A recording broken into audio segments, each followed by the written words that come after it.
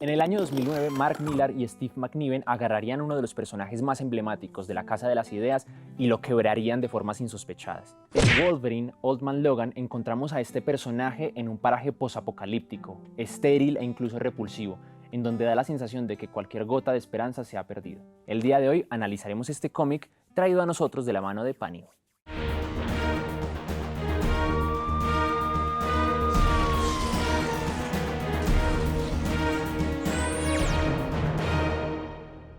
Aparece entonces la duda, ¿por qué valdría la pena leer este cómic?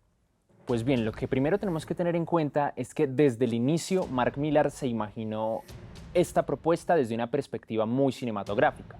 Por ejemplo, la simple imagen de Wolverine se basa muy fuertemente en la imagen de Clint Eastwood, pero no el Clint Eastwood clásico del bueno, el feo y el malo, sino en el de Unforgiven, el jinete pálido, un Clint Eastwood ya más caído en años y más centrado directamente en la vejez.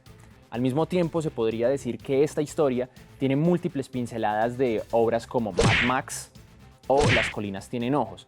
Es decir, la historia es bastante cinematográfica y creo que llegado a cierto punto se apropia de este lenguaje y lo lleva también un paso más allá teniendo en cuenta toda la hiperbolia que puede tener el propio lenguaje del cómic. Es más, hablando de todo un poco, creo que esta sería una de las principales diferencias respecto a este cómic con su película homónima del año 2017.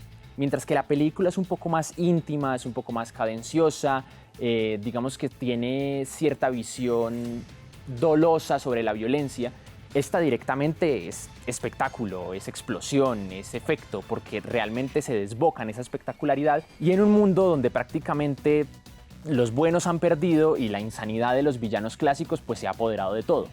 A lo largo de este viaje por carretera, en el que Wolverine funge como una especie de escolta de un Hawkeye ya invidente, nos encontramos con distintos personajes del universo Marvel que se han venido a menos.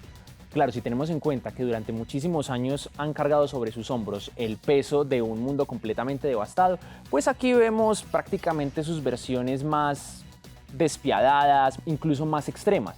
Por ejemplo, tenemos un Cráneo Rojo que está completamente delirante, que ha abrazado la idea de que ahora es el dictador del mundo y prácticamente tiene ínfulas de una especie de guerrero arcaico que se viste con las pieles de los héroes que en su momento derrotó, o un Hulk que yo diría es lo más aberrante que podemos encontrar, lo más decrépito, que ve con buenos ojos el incesto. Se podría decir que la corrosión prácticamente ha llegado a todas las esquinas de este mundo. El propio Logan, de una u otra manera, carga consigo muchísimo dolor y muchísimos fantasmas del pasado. Una vez descubrimos justamente qué es lo que lo rompió, qué es lo que lo tiene en este modo de pacifista donde se ha negado a sacar sus garras en más de 50 años, nos damos cuenta que se trata de un secreto tremendamente impactante, tremendamente triste y desolador. Es normal, en ese sentido, entender por qué este personaje, ya tan cansado de tantos daños físicos, mentales, psicológicos, haya buscado hacerse daño a sí mismo, incluso de maneras irreparables. Para mala suerte de Wolverine, lo cierto es que habita en un cuerpo que se resiste a morir o se resiste a sucumbir sin importar el tipo de daño que le ejerzan. Esto me hace pensar que básicamente hablamos de uno de los personajes que no solamente más puede haber sufrido en este universo, sino que también es de los más fuertes. Te hace cuestionar realmente el de dónde saca fuerzas para seguir viviendo, para seguir avanzando en un mundo que poco a poco lo va desgarrando desde distintas perspectivas. Old Man Logan es una historia que mezcla un montón de subgéneros y los lleva a una exageración constante, a una exageración que creo que solo el cómic realmente podría llegar. Lo cierto es que Old Man Logan es una historia desbocada, por momentos repugnante, por momentos exagerada, por momentos muy cruda.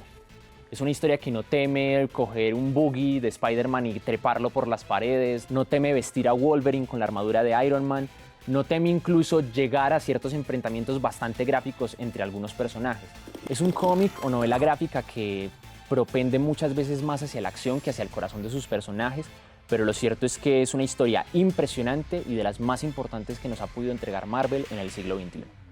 Nos vemos en un próximo Escuadrón.